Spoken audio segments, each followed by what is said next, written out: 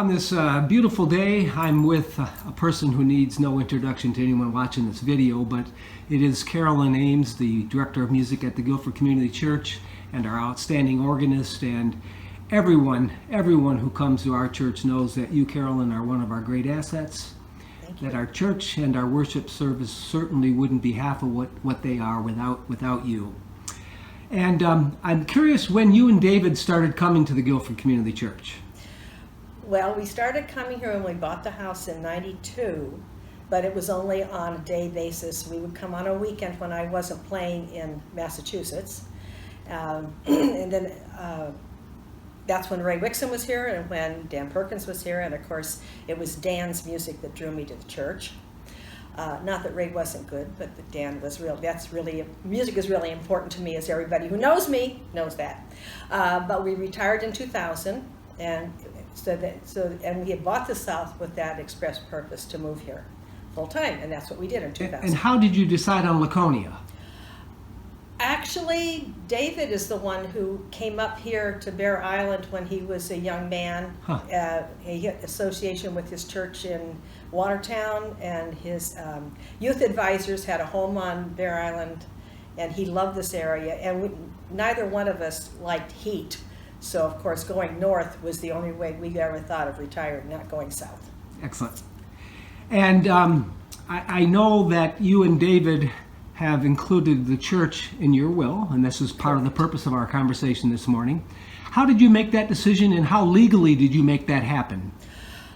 Well, from a personal standpoint, there really wasn't any question about that, because church has been important in our lives, both of us, even growing up, and of course during our marriage, as well as the church in Massachusetts was very fundamental to us, and then coming here was another thing.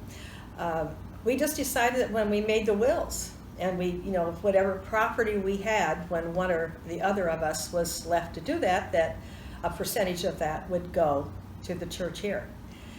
We felt it was important to support our religious or spiritual or community spirit, whatever way you feel like you want to look at the church.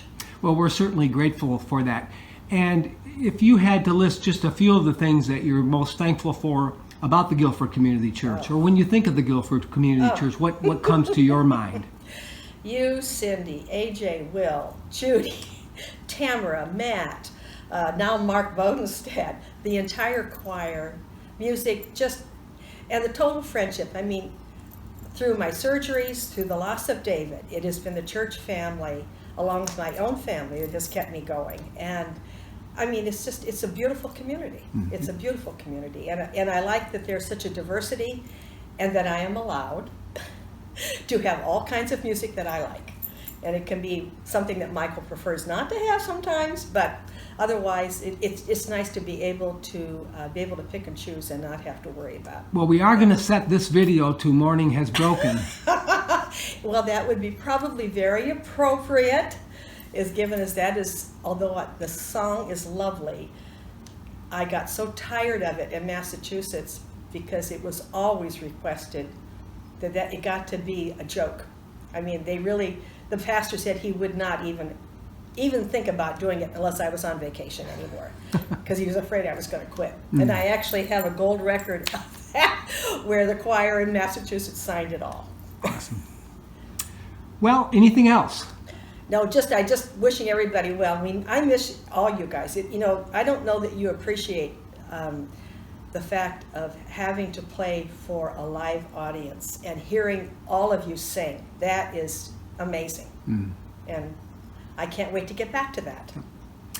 Well, on behalf of the church, Carolyn, I thank you for your generosity, your support, and all the gifts that you bring to us day after day and week after week. It's all I can do to give back. Thanks so much.